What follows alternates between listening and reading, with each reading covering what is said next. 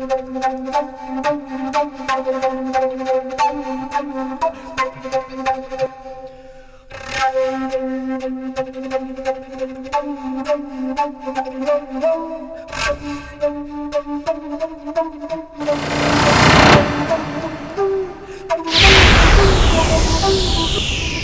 बुहारी, तैँले मलाई हेपेकी होस् कि नटेरेकी होस्? के भएर आमा? के हुनु, गाग्रीमा एक थोपा पानी छैन, खुरुक्क लिन जा। होइन, तँलाई तेरो माइतीले संस्कार सिकाएनन् कि क्या हो? आमा, मलाई जे भन्नुहुन्छ भन्नुहोस्, तर मेरो माइतीलाई केही पनि नभन्नुहोस्। हेर हेर मुख चलाके। यसले गर्दा मेरो घरमा कहिले सुख शान्ति छैन।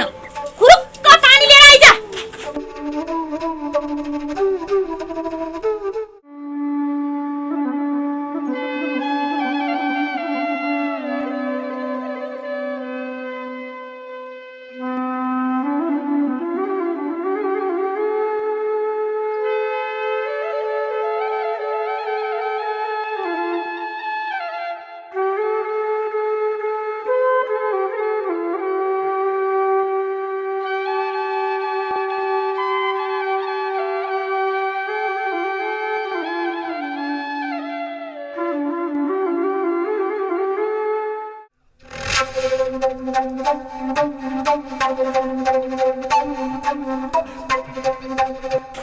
बल्ल गइछ। यसलाई यति नगरे त कसले बसी बसी खान दिन्छ? आफ्नो पेट पाल्नलाई त काम गर्नै पर्यो नि।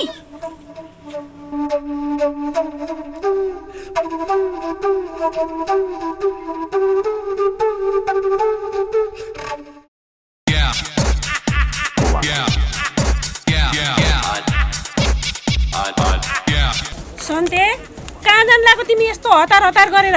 कता हुनु नि साइले आमा, कविता भाउजूकोमा जान लागेको। काजी साहबले पठाउनु भएको नि, ऋण लिनु छ अरे, त्यही भएर। ए ल ल, जाऊ चाँडै गरेर आऊ। हस् साइले आमा, हजुर पनि राम्रोसँग जानु होला।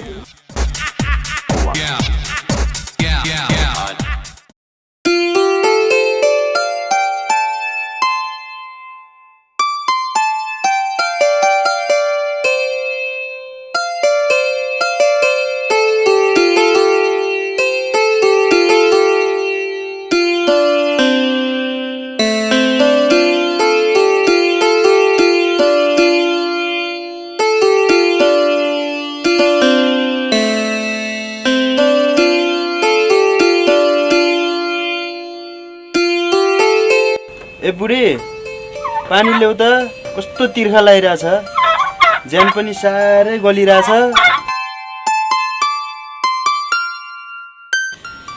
मैले भनेको सुनिनौ, पानी ल्याऊ भनेको। आफै भित्र गएर खान्न, म बिजी छु।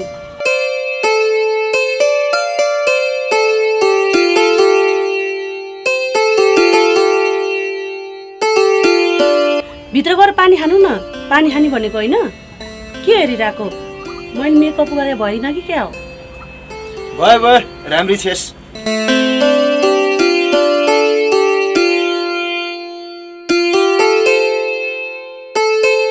लो, के भयो बुढालाई?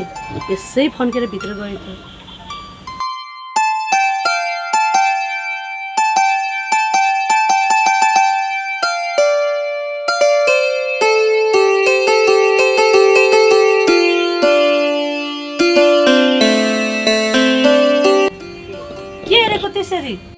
केही पनि होइन, अब तँलाई भन्यो भने आफै खोज्नुहोस् भनेर भन्छेस्। खोज्नलाई त अब कोदालो खोजेको नि। कहिले सागबारीमा जाने भए पो थाहा हुन्छ। सागहरूमा घाँस पलाएर कत्रो भइसक्यो। ए त्यस्तो पो, बुझेँ मैले। हे बुढा, दुःख धेरै गर्न हुन्न के, खाना लाउन पुगेकै छ। दुःख नगरेर खान पुग्छ नि तँलाई। सक्सेस पनि हिँड मसँग खेतबारीमा। बुढा एकछिन पख न, एउटा कुरा भन्नु छ के।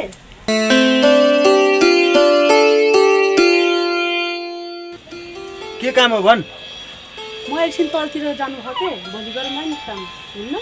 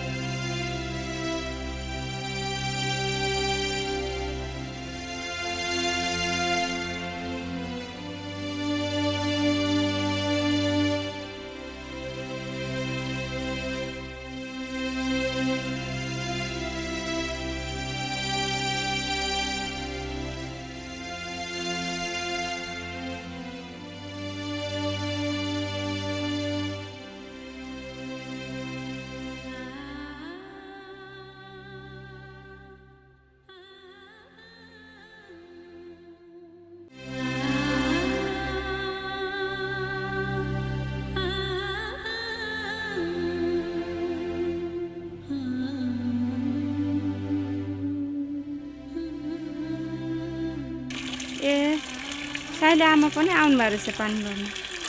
हो नि कविता, अनि तिमी पनि पानी भर्न आएको? त्यस्तो बिरामी मान्छे पनि। अनि तिम्रो सासू खोइ र? आमा घरको कामले बिजी हुनुहुन्छ, त्यही भएर म आफै आएको साइले आमा पानी भर्नलाई। कविता, तिमीले जति कुरा लुकाउन खोजे पनि तिम्रो आँखाले बताइराखेको छ। यसरी तिमी कति दिनसम्म झुट बोल्न सक्छौ? पख कविता, म भनिदिन्छु तिमीलाई। यस्तो बिरामी मान्छे तल आएर म भनिदिन्छु तिमीलाई। पर्दैन ल्याऊ म भनिदिन्छु।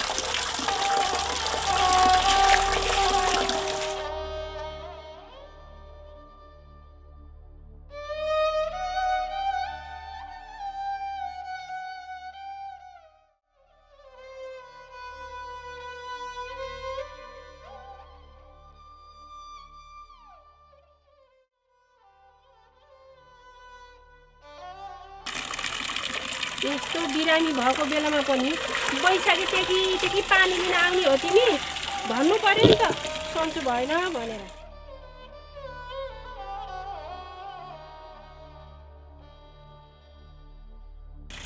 खै साइले आमा, कसलाई भनौँ र? भनौँ भने आफ्नै घरको कुरा काटेको जस्तो हुन्छ। भयो छोडिदिनुहोस् यो कुरा। बरु लालेको के खबर पाउनुभयो? खै कविता, मर्यो कि जिउँदैछ कि केही खबर आएको छैन। कस्तो निष्ठुरी भएर घर छोडेर गएछ है साइले आमा। कमसेकम आफ्नो जन्म दिने आमालाई सम्झेर त फर्केर आउनुपर्छ नि। के गर्ने त कविता, साह्रै चित्त दुखाएर गएको छ। उप्रति धेरै अन्याय भएको छ। साइले आमा, लालीले घर छोडेर जाँदाखेरि केही नभनिकन गएको हो? भनेको हो नि कविता। के भनेको थियो र साइले आमा? के भन्नु र, बाँच्यो भने छिट्टै फर्केर आउँला, मऱ्यो भने यत्तिकै हो आमा, चित्त नदुखाउनु है भनेको छ। यदि मर्न सकिनँ भने कुनै भेषमा भिक्षा माग्न आउला, चित्त नदुखाइदिन है आमा भन्थ्यो।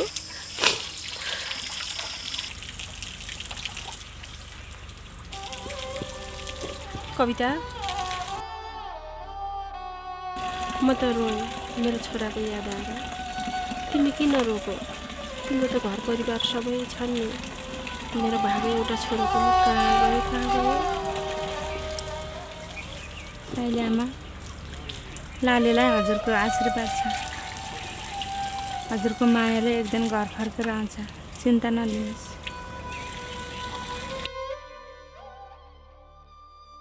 बरु हामी घर जाउँ है? हुन्छ कविता, कति पँधेरोमा मात्रै बसिराख्नु। साइले आमा, मलाई गाग्रो उठाइदिनु न ल। कविता, के भनेको त्यस्तो? केही हुन्न कि साइले आमा, हेर्नु न मेरो खुट्टा यस्तो छ, मलाई उठाइदिनु नि ल। ल उठाइदिनु, म गाडी लिएर आउँछु। यसमा बाँधेर ल्याउनु।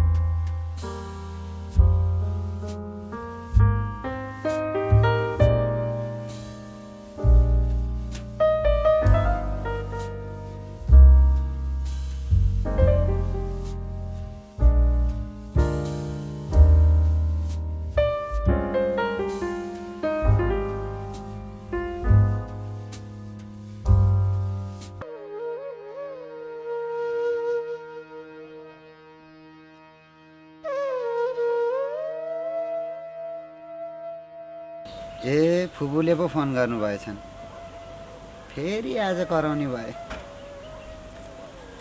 हेलो नरिसाउन फुपू म आइहालेँ कि एकैछिनमा आइहालेँ ए आज पनि फुपूले कराएर मार्नु हुने भयो मलाई चाहिँ भने यहाँ भेट्न बोलाएर आफू भने कहाँ गयो थाहा छैन मायाले पनि कस्तो के गर्छ या होइन कता हिँडेको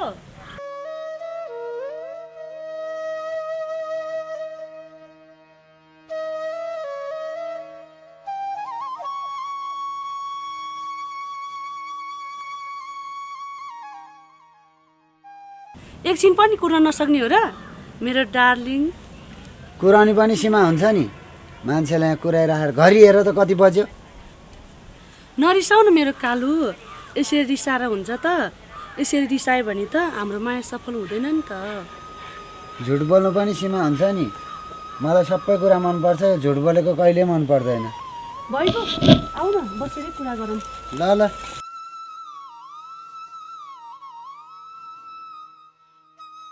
घरमा धेरै काम थियो काम गर्दा गर्दै ढिला भयो अब यस्तो गल्ती हुँदैन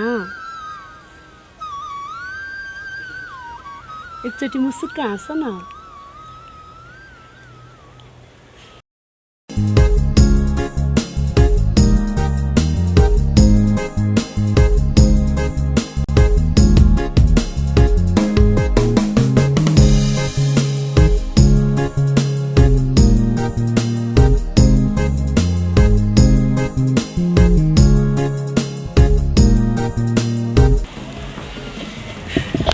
घर जानु पर्यो बुढीले खाना पनि पकाइसक्यो होली अब धेरै काम पनि बाँकी छैन खाना खाएर बुढीलाई लिएर आउनु पर्ला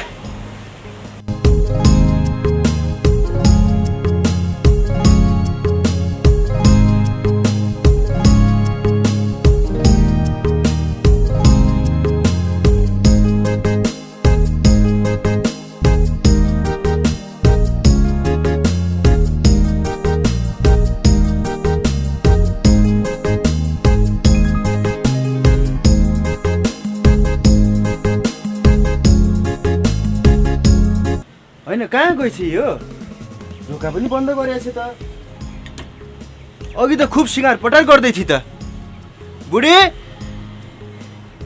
ए बुढी होइन कहाँ गएछ तल्लो घरमा गएकी छ क्या हो ए बुढी बुढी बोल्दिने त बा कहाँ चाहिँ गएछ के बहिनीको घर गयो कि क्या हो अस्ति बहिनीको घर जान्छु भनेर भन्दै थिए यसको बानी यस्तो नराम्रो छ भने भन्दै नभने सुइकिन्छ म पनि त्यतै जानु पर्यो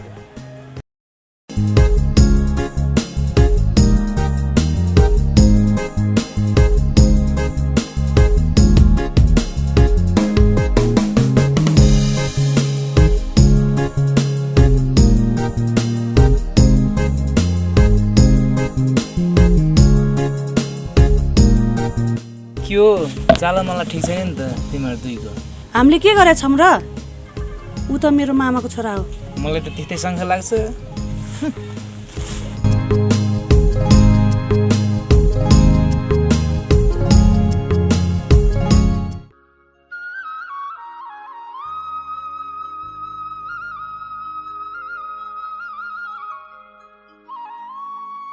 ए जीवन बाबु कता गएर आउनुभयो त कहाँ हुनु नि साइली आमा बुढी कता गई भने हेर्नु न खोज्दै हिँडेको म त ल बुढी खोज्न पो हिँडिरा हो नि साइली आमा कतै देख्नु त भएन नि तपाईँले देखिनँ मैले खै कहाँ गई हुन्छ साइली आमा म खोज्न गएँ त्यसो भए ए ल ल हस् हस् ल हुन्छ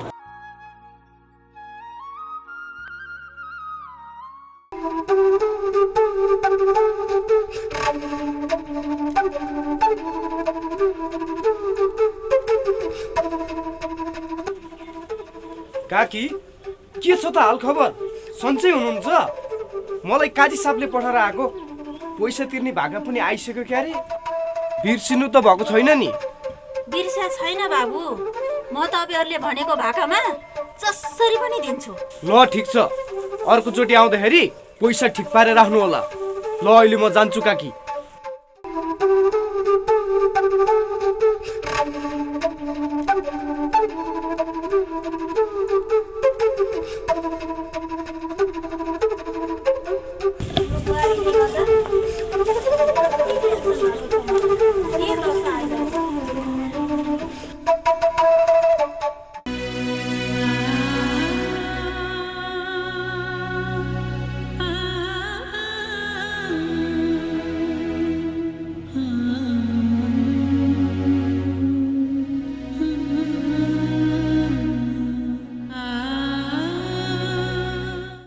बहिनी के गरेको तिमीले यो यस्तो बिरामी भएको बेला पनि गाग्रीमा पानी पोख्ने खोइ तिम्रो सासु आमा तेरिका खोइ खोइ खोइ यता फर्क कहिले म बोकिदिन्छु यस्तो बिरामी मान्छे पनि हेर हेर कति दुःख पाएको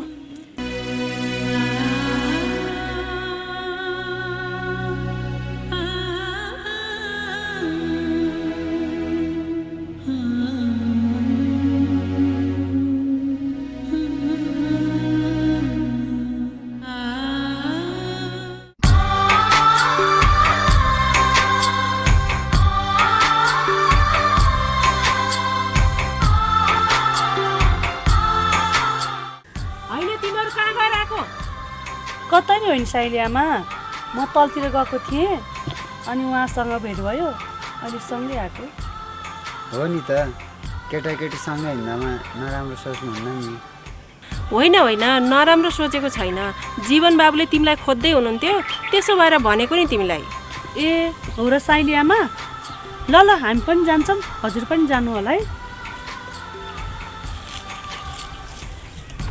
के हो आजकल केटाकेटी पुरै बुझ्न नसकिने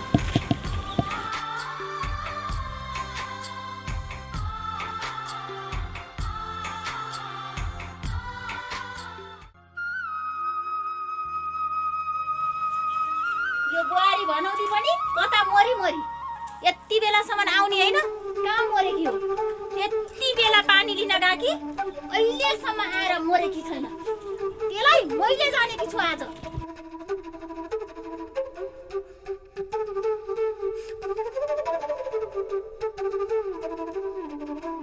तेरो पानी लिएर आउने समय यही हो बाख्रा भोकले कराइराखेका छन् जा घाँस काट्न कहिलेकाहीँ त आफै गयो नि हुन्छ नि जहिले मेरी बहिनी जानुपर्छ भन्ने केही छ एक त बहिनी आफैमा बिरामी छे बल्ल बल्ल कालको मुखबाट बाँचे कि बाँचिहाल्छ नि किन नबाँच्ने यदि आफ्नो बहिनीको कटक्क मन खाएको भए लहरा पाले भइगयो नि यहाँ किन किचकिच गर्न आएको यदि बिहे गरेको चेलीलाई माइती लिएर राख्ने मिल्ने भए तपाईँले भनिराख्नु पर्दैन भन्नलाई सजिलो छ तर गर्नलाई गाह्रो छ बुझ्नुभयो हो सबै कुरा हजुरलाई नै थाहा छ मलाई त के थाहा छैन होइन थाहा पाउनु पर्छ जसको माइतीलाई पनि लाग्छ कि आफ्नो चेलीले राम्रोसँग घर गरेर खाओस् भनेर भयो दाइ छोडिदिनुहोस् यता आएर बस्नु भयो पनि मलाई पुग्यो म यहाँ बस्दिनँ ल बहिनी आफ्नो स्वास्थ्यको ख्याल गर्नु धेरै काम गर्नु हुँदैन काम तिम्रो सासु आमाले गर्छिन् म गएँ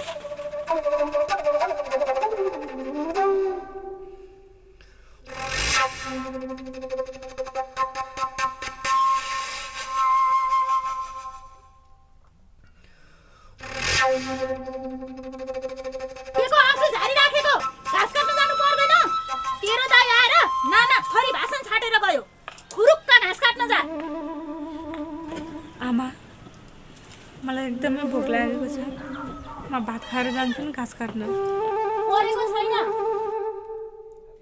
पहिला बाख्रालाई घाँस काटेर लिएर आइज अनि खानु छिटो गइहाल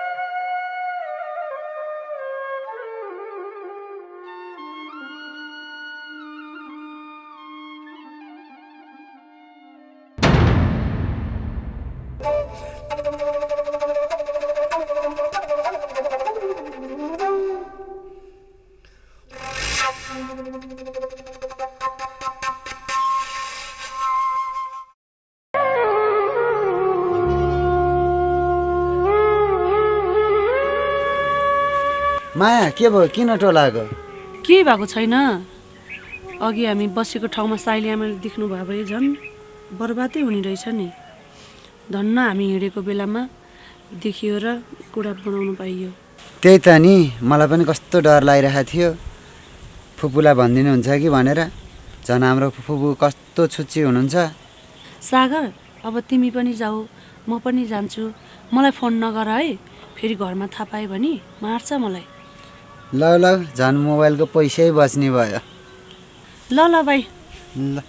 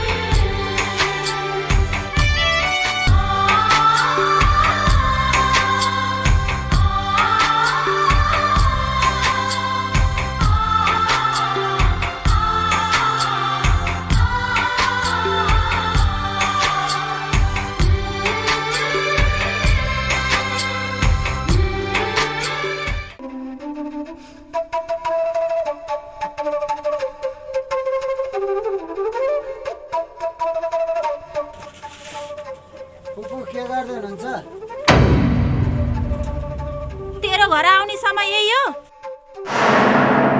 मैले तँलाई कतिखेरदेखि बोलाएको? नरिसाउन फुपू, कहिलेकाहीँ ढिला भइहाल्छ नि। रिसाउँदा पनि कति राम्री देख्ने मेरो फुपूलाई। मलाई यही भन्दै भुलाउँदै गर। घर जा भनेको फिटिकै मान्ने होइन।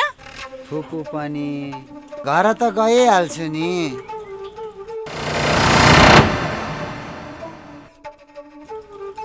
आई, तँलाई यति जाबो घाँस ल्याउन पनि यत्रो टाइम लाग्छ? यहाँ बाख्रा कराएर हैरान बनाएको छन्।